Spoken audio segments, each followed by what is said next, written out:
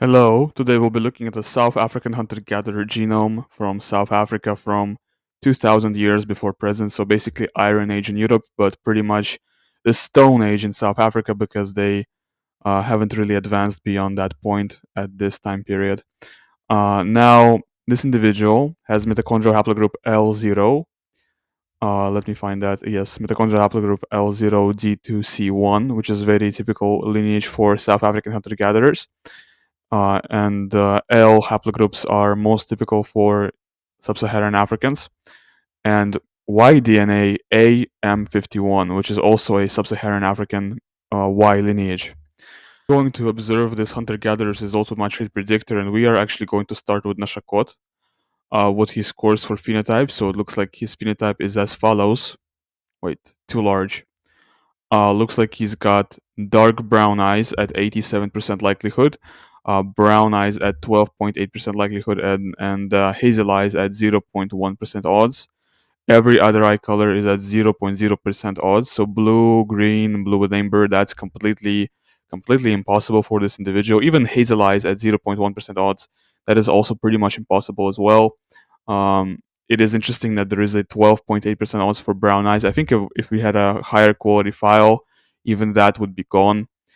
For hair color likelihood distribution, he is scoring 99.9% odds for black hair, 0.05% odds for dark brown hair, and 0% odds for every other hair color besides black and dark brown. For skin color likelihood distribution, he is scoring 99.5% odds for dark brown skin, 0.4% odds for light brown skin, 0.003% odds for olive or Mediterranean skin, and absolutely 0.0% odds for white and palest skin. So he definitely has dark brown skin as well. And for hair texture, he is scoring 71.02% odds for kinky hair, 19.22.5% odds for curly hair, 5.8% odds for wavy hair, and 3.9% odds for straight hair. So there is a little bit of a spread for hair texture, but he's still mostly scoring kinky hair for hair texture. So he's most likely got kinky hair texture, dark brown skin, black hair, and dark brown eyes. For nose shape, he's scoring. Actually, that is a little bit surprising that he's scoring Greek shaped nose. So rather aquiline, long, and narrow nose shape. Greek shaped nose is a little bit surprising for him to score. Because sub-Saharan Africans with my calculator tend to score snub-shaped nose instead, but he seems to be scoring Greek-shaped nose at 68.7% odds, which is very interesting. Now, for coloring related variants, he doesn't have any light color variants in this variation of HERC2. So with snipper 3, he's probably going to score brown. No BEH3, no BEH2, no BEH1. So yes, definitely he's going to score brown with snipper 3. He does have two light color variants in this variation of OCA2, which is typically predictive of BEH2 or BEH1. So that is a little bit surprising, a little bit unexpected that he has two light color variants here. Um, that is quite unusual to see. That's literally like very surprising to see actually, because the distribution, the frequency of light color variants here in sub-Saharan Africans is very low. So it's very interesting that he has two light color variants in this variation. He also has two light color variants in this variation of OCA2 as well, which is also really uncommon for Africans to have light color variants here as well. So he does have more light color variants than other sub-Saharan Africans, but that's not saying much because he's still obviously very dark. He doesn't have any light color variants in SLC24A5 or SLC45A2, so he's obviously very dark as well. No light color variants in ASEEP, so also very dark here as well. And he also has one light color variant in this version of MC1R, so he's a little bit predisposed to being ginger. That is also a little bit surprising as well, because that's not something you expect to see in a sub-Saharan African from South Africa, right? So there is this really goes to show you that these variants for ginger hair in MC1R and predispositions to blue eyes in OCA2, they're present in people all around the world. These variants are present in people from sub-Saharan Africa. They're present in people from Oceania. They're present in people. It's not just Europeans who have these variants, right? But to have the right combination, to have all the right combination that you need to actually express these variants, that is found only in Europeans, pretty much, and people adjacent to Europe. But carrying these variants sporadically, some of them, that is present all around the world. As you can see here, this individual carries this variant for blue eyes and OCA2, um, this variant for blue eyes and OCA2 and blonde hair, this variant for ginger hair and MC1R. So he's got some light color variants for sure. But that is, of course, not enough to actually express these phenotypes. Right, let's look at the phenotype oracle. And in the phenotype oracle, the closest phenotypes to him are this, which is, once again, it is way too large. So the closest phenotypes to him is Ethiopian phenotype, Ethiopian or Somali, followed by this, which is a like a West African phenotype with a narrow nose, which is very interesting. Followed by this, which is I would say this is a Congo or like a Central African phenotype, very interesting. And for the phenotype mixture, he's actually getting more or less a mixture of Nilotic plus Indian, or West African with a narrow nose plus Indian, or Nilotic plus looks like North African, or Congo plus Indian, or Nilotic plus East African. That's very interesting. So the closest phenotype mixtures to him all involve something outside of Africa. Why is that? That is because he scores 41% for Africa. What else does he score? He scores 16.28%. I think that's Middle East. 4.38%. I think that's Northeast Europe, Northwest Europe. 32% South Asia, right? So he scores a lot for South Asia, right? And because of him scoring a lot for South Asia, there's a lot of South Asians showing up in the Oracle, and Middle East as well, right? So for the facial morphology Oracle, he's scoring a lot of Eurasian stuff, and because of that, there is Eurasian stuff showing up in the facial morphology Oracle. That makes sense. And because he's so dark in terms of phenotype, it is darker phenotypes showing up for the Oracle, such as this phenotype from Eurasia with darker skin. It is a little bit surprising that for the third admixture model, like this one, this Berberit phenotype showed up because it's kind of light for skin color. But then again, you have to keep in mind that the Nilotic phenotype is really dark, so I think it's compensating for the darkness of the Nilotic phenotype. The Berber phenotype is so light because the Nilotic phenotype is so dark, so they compensate for each other. All right, that was interesting. So this person does have some Eurasian-like tendencies in their phenotype. In their phenotype, they are perhaps not entirely sub-Saharan African. All right. Maybe let's look at the ethnic calculator results. Let's see what they score here. They score closest to Khoisan hunter-gatherer, which I think is actually this exact hunter-gatherer that was used for this group. Let me zoom in. I'm not gonna dwell on this too much. Just zoom in. You guys can look at it, and I'm going to just show you this result, show you this ethnicity model or whatever, and then I'm going to close this, and you can look at it for like 5 or 6 seconds, and I'm going to close it. So 1, 2, 3, 4, 5, 6. I'm going to close. Right. Let's look at the biomarkers. Okay. Let's look at genetic predispositions of this sample. So this sample has a higher level of vitamin D, which is really good. Higher level of LDL cholesterol, which is quite bad. Lower level of HDL cholesterol, which is also quite bad. Lower level of glucose, which is okay. Average level of hemoglobin. Lower level of blood pressure. Lower level of iron in the blood, which is, it's okay, but looks like he does not have any evidence for hemochromatosis. And average level of expected telomere length. So this individual does not have a predisposition to longer or shorter lifespan. And this individual has a predisposition to being taller than average, significantly taller, 1.4 centimeters taller than average predisposition, which is very, very interesting. Now, I don't know about the height of Khoisan. Are they significantly taller or shorter than average? I don't really know. But this individual definitely has a predisposition to being taller than average. Now let's look at the polygenic risk scores. By the way, this is version 15.1 of my program. Make sure you go to itch and download this version on itch. You will see what I'm talking about in a couple of seconds because I added some really cool stuff to the polygenic risk scores. page. So we're gonna only discuss stuff that is really far from average, so stuff that is really high risk or really low risk. So he's got low risk of kidney stones, low risk of arrhythmia and nodosum. He's got low risk of hemoglobin E disease. He's got low risk of migraine. He's got um, average risk of lupus. I'm going to talk about that because it has to do with the HLA gene. He's got low risk of gout. He's got low risk of eczema. So far looking really good. He looks like he's got low risks for everything. Higher odds for polycystic ovary syndrome. Good thing he's a guy, so he doesn't have to worry about that too much. Low risk for cataracts. Low risk for age-related macular degeneration. High odds for rheumatoid arthritis.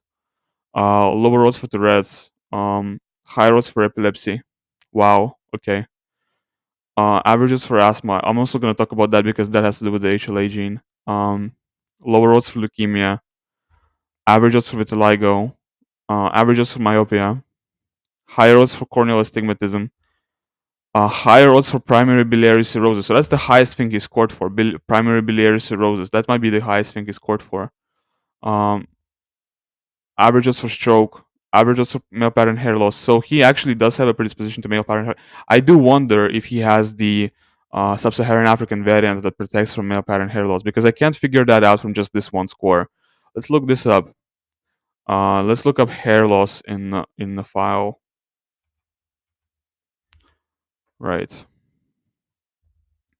Um, okay, the AR gene variant doesn't show up here. Let's look up AR.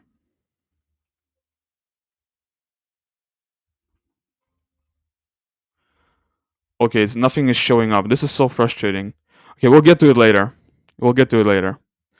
He's got higher odds of atrial fibrillation, and he's got lower odds of deep vein thrombosis and lower odds of cardiovascular issues panel. That's really good to see.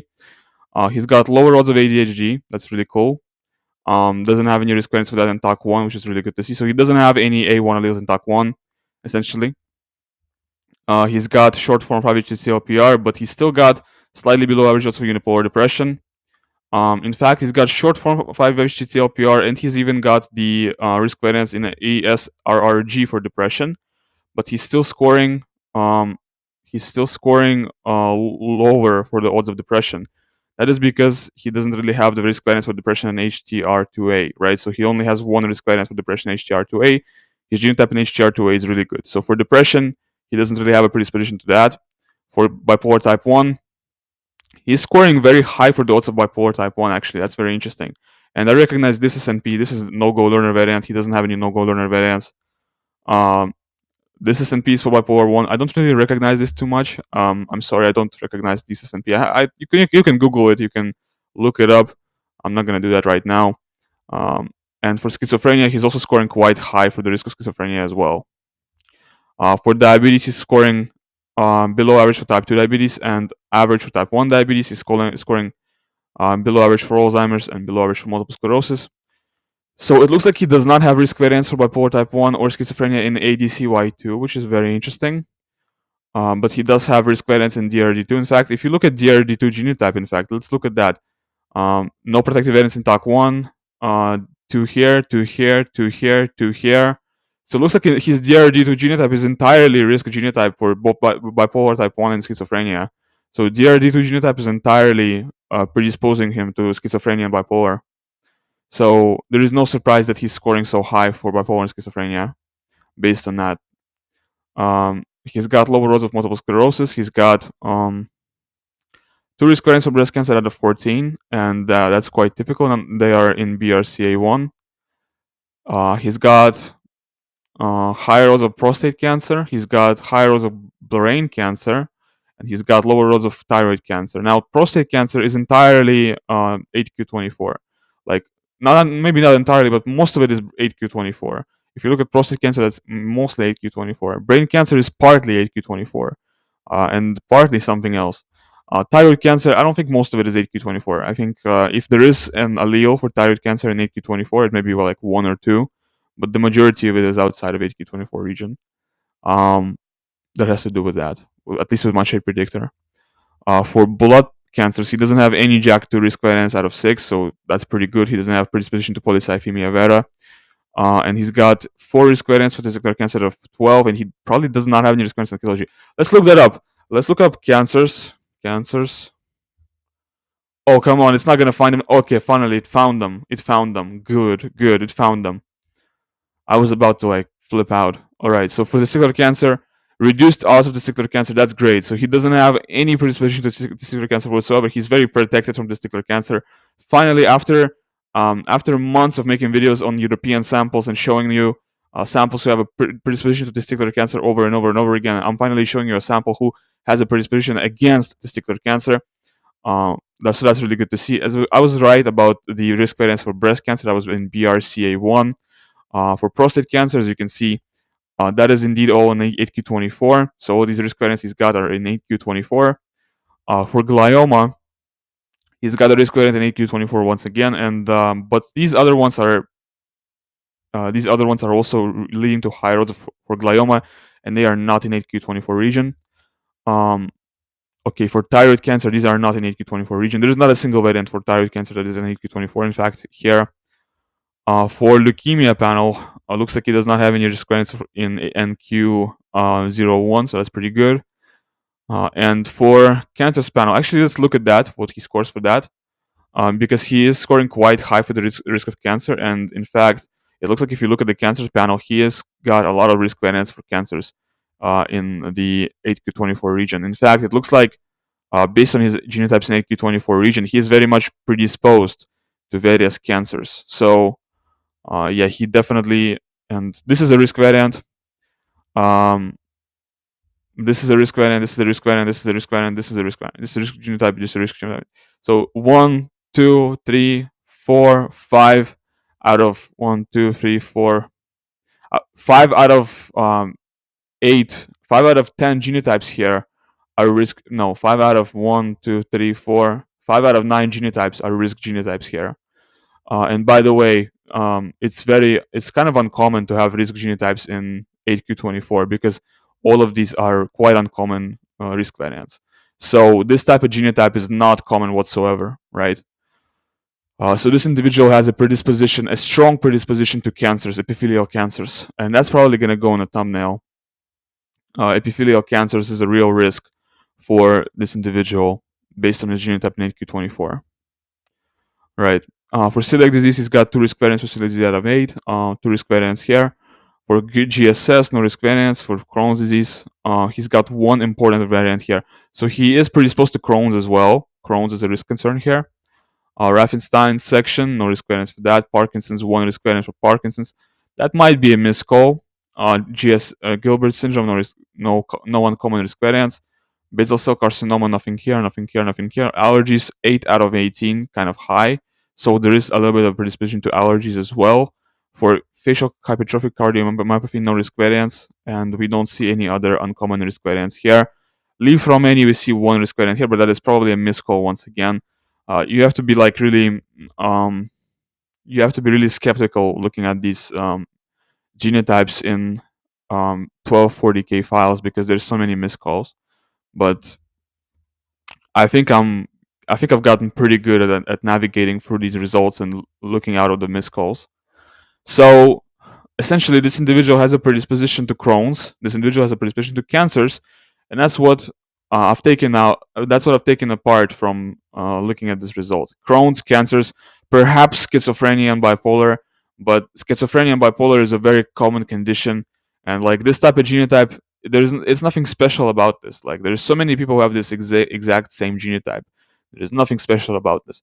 I'm not gonna put this in the thumbnail because there's so many people in the world who have this type of genotype, right? There's no, you know, but cancers and epithelial cancers and Crohn's disease predisposition, that's real. That's a very extreme score, extreme risk score. Let's go over the monogenic risk scores right now and see what he scores for that. So he's scoring warrior versus in a warrior versus warrior panel. He's scoring warrior for sure. So taking into account COMT, MAOA, and MAOB genotypes, he's scoring warrior. So definitely much more quicker dopamine uptake, lower dopamine levels, and higher stress resiliency. That also affects the ADHD panel, making him score higher for the ADHD levels.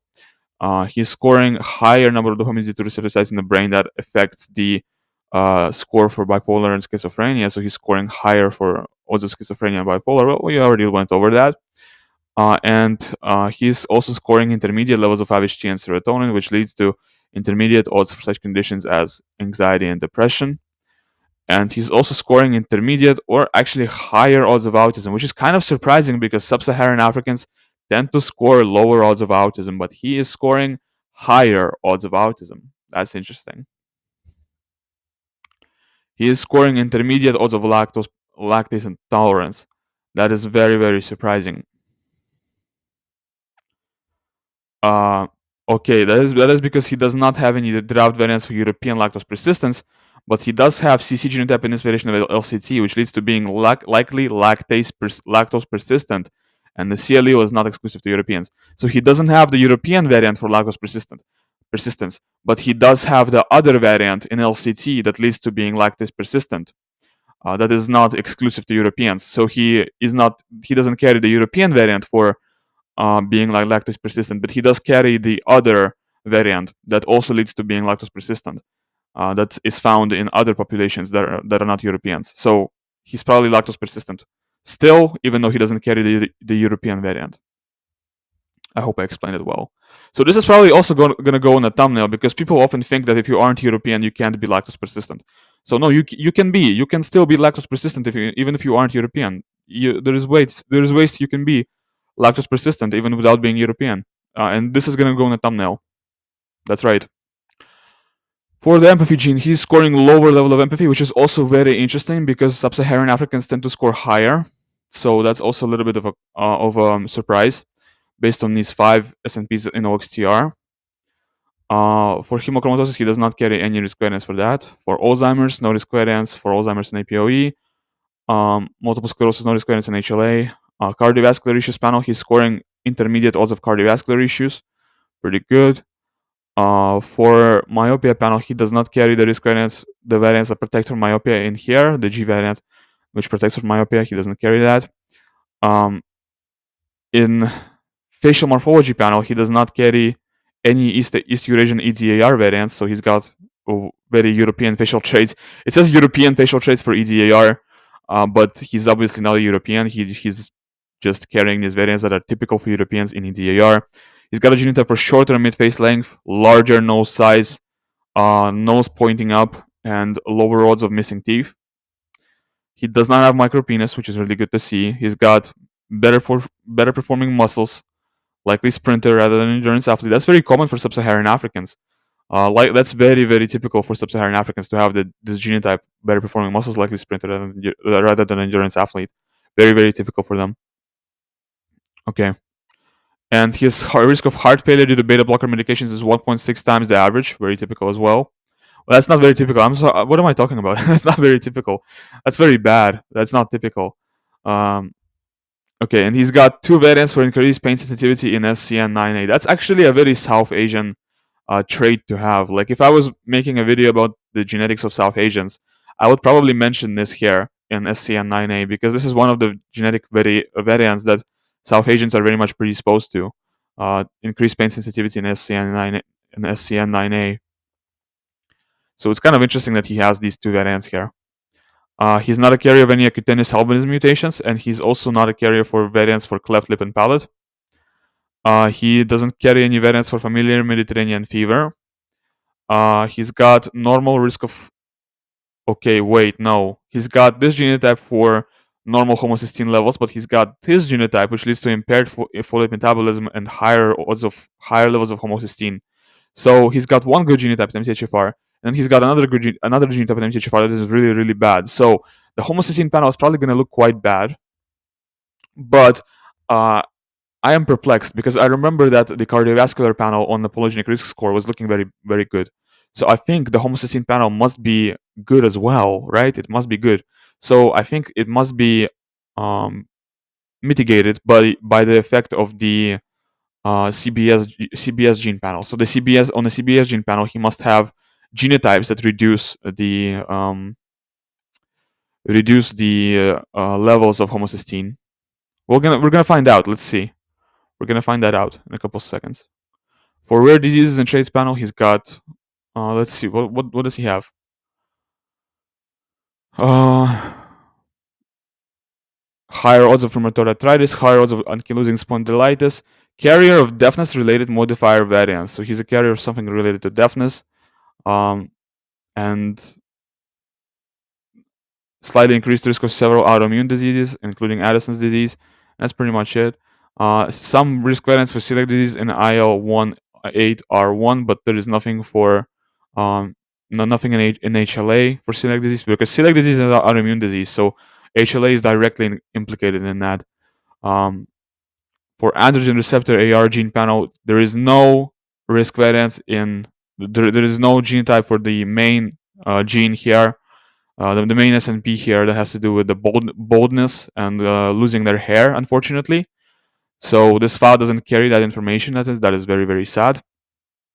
For Crohn's disease panel, he's got this gene type leads to 2 times higher risk of Crohn's. So that's not a particularly damning variation.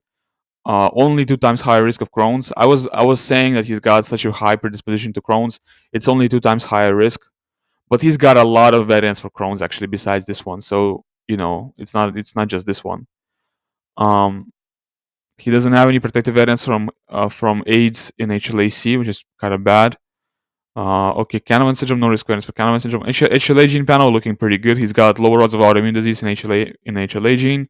Let's check HLA genotypes real quick. So HLA-A is looking pretty good. All these are really, really good genotypes. HLA-B looking pretty good. HLA-C, there is this one genotype that leads to 4 times increased risk of psoriasis, which is bad. HLA-C, this genotype is looking pretty good. This genotype is looking pretty good as well. Higher antibody levels, which is pretty good. This genotype, no reduced protection from Epstein-Barr virus infection, that's good as well. This genotype is good. This genotype is good. This genotype is good. This genotype is good, and this genotype is good. So all of these are really good genotypes, except for, they are all good genotypes except for like this one. So his HLA genotype is really good overall. Okay, for MTR gene panel, he's got 1 risk allele for disorders of intracellular globin metabolism, but everything else is good. And for homocystinuria, he is scoring the lower or intermediate homocysteine levels. And as I was expecting, the CBS panel is all really good. He's scoring lowest plasma homocysteine levels here, decreased homocysteine levels here, and predisposed to higher levels here. But the highest impact SNP here leads to lowest plasma homocysteine levels. So the highest impact SNP leads to lower levels of plasma homocysteine. And unfortunately, he does have risk variants for homocystinuria, which does inflate the elevated homocysteine levels a little bit. But that is seemingly not enough to ruin his score. So he's still scoring overwhelmingly lower or intermediate for levels of homocysteine. So that's pretty good, I guess. That's pretty good. For muscular dystrophy hemophysis, he doesn't have any risk variants for that except for this one, and this is pretty common. I remember that one. He's got no risk variants for ADL, so no miscalls here. For color blindness panel, he doesn't carry any risk variants for color blindness. For FTO gene panel, he's got a predisposition to intermediate or higher odds of obesity. Very interesting, based on 1, 2, 3, 4, 5, 6, 7, 8 SNPs. For syncope panel, based on 4 SNPs, he's got straight up average odds of syncope. And for biotraits panel, he's got wet earwax, normal smelly air body odor, and normal colostrum, which is typical for non-East Asians. Okay, he's got 2 times increased risk of severe alcohol withdrawal and possibly increased odds of ADHD. What else? He's got least likely to be able to smell asparagus metabolites in urine. More able to detect beta iodine floral fragrance. Very interesting. Much lower odds of periodontitis. That's cool. Okay. And for blood group panel, for blood type, let's move on to that. His blood type is definitely type B. Most likely his blood type is type B. Well, there you go. This is the result of Khoisan hunter-gatherer I-9028. I hope you enjoyed this video. I hope you found it interesting. Hope you found it fascinating and entertaining. Make sure you leave a like and subscribe if you enjoyed my content. And check out the description of the video. In the description, you will find a lot of really cool stuff. You will find the links to buy my Trait Predictor executable. You will find the links to purchase a report, a $3.85 report with my Trait Predictor. It's really cool. You purchase a report and you get updates every time I update my tool.